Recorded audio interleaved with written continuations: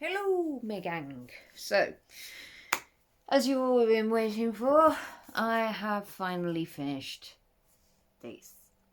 Look at it.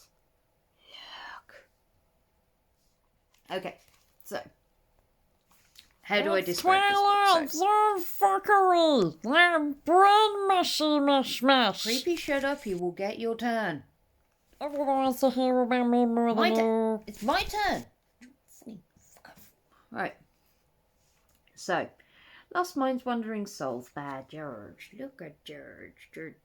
Dude. Okay, so... Okay, let me read the blurb to you. A man battles a demon for control of his mind. A writer awakens in another dimension. A bullet sends a teen into the astral plane. A very strange boy has his first Halloween. Enter the warped mind. Enter the warped world of Lost Minds, Wandering Souls. Yeah, this is very Twilight Zone-esque, so I have to agree with creepy. But I loved a lot of these stories. Were very thought-provoking. They really do make you question a lot of things. So there are a couple in here that I absolutely adored. For me, the first one, Nap Demon, was very surreal. It got you sitting there. It was kind of like a more sinister version of Nightmare on Elm Street, but it was just intense because it really did make you question whether Jason the character was awake or asleep.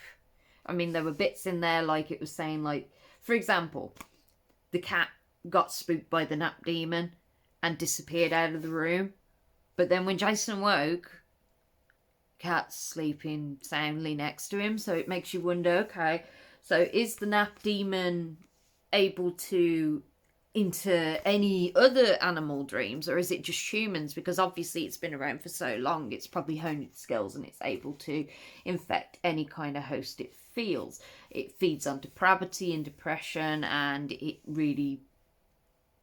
really messed up. And the dream sequences are, some of them you can relate to because we've all had dreams about school bullies, we've all had about dreams about family, but Jesus, some of them just, they're so messed up, and I love it. And then the ending as well, the twist at the end, you're sitting there going, okay, right, so is this real? Is this actually his personality? Is this him coming to terms with what he's done? Or is this another dream sequence done by the Nap Demon? Did the actual accident happen? Did he even leave the house? It's insane how he plagues Jason, this Nap Demon does, and there's that lore behind it as well that follows into the Nap Demon and how it's been around for centuries. And it's a screwy brain fuck-uppery is the best way to put this story. Because I was in there like,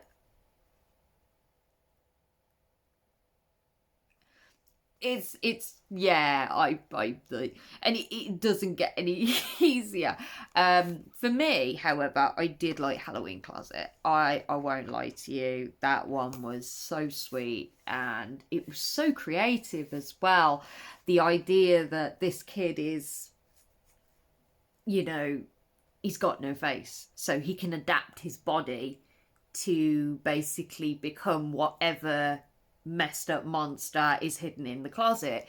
I love that, and the relationship between him and his mom. It's like a very gothic and like gothic fantasy kind of story about a little boy who never gets to leave the house. There's always that one scary, frightening house in the neighborhood that nobody will touch with a barge pole, that gets the haunted house stories and stuff, or a weird family lives there. In this case, it is the latter, the weird family lived there. But honestly, I loved how sweet, and it was almost like a little bit wholesome, even though it was like messed up to an extent. It was still quite wholesome for me because I loved the relationship between the mom and her son, and I thought that was just lovely, and the creativity behind the closets as well, and the creativity of the characters themselves was quite clever. Then of course we move on to the next one in the story list, which is You'd Be Dangerous, which is okay. Then we go into next level Twilight Zone, astral projection, how an accident can affect the mind, how damage to the brain can affect the mind. Is there other dimensions? Is astral projection an ability where if your brain gets damaged, then you're able to open up parts of your brain to compensate for it? So, like, are there parts of the brain that we have no access to unless the brain experiences trauma? It's insane. I loved it. I totally loved it, and it was an interesting incorporation as well with the character. So I was just there, like, kind of like, oh wow, okay, so he's able to project himself into seeing into other dreams. I did like the to be fair, the there was like the two stories that are in there, so Nap Demon and You'd Be Dangerous are very dream orientated, very what's the word I'm looking for? I don't mean to eat the book. The word I'm looking for is very surreal, very eye-opening. It does make you think, and the two stories have a common denominator, which is reality and perception, which I liked. Then we move on to another reality and perception. It's just like Shakespeare in Limbo. I love the idea that you can close a part of yourself off in your subconscious once you've evolved from your personality, and you evolve to the point where you don't need that side of yourself anymore. It's like almost like a manufacturing kind of fault, like a template. So how he explains it is, it's like we have this map template that we stick to as we are forming ourselves as people, and then when we get to a point where we experience a natural event in our lives that changes things, our personality or our template changes to an extent, so that the part of us that has been that solid template for so long gets thrown into the subconscious, while the new and improved version of yourself takes on your life and basically kind of evolves with your new perception.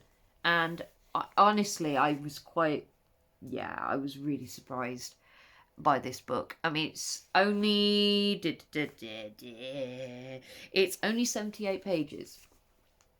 Only 78 pages. But it's definitely a book that needed to be on my shelf, because I loved how it challenged perception, how it challenges you mentally, that you have to kind of reread it to figure out where your mind is going. And it's very Twilight Zone-esque. I really enjoyed it. Or it's like I can't even. There's so many thoughts that were going through my mind with each story, and so many different conclusions that I came to during this, that I just sat there and I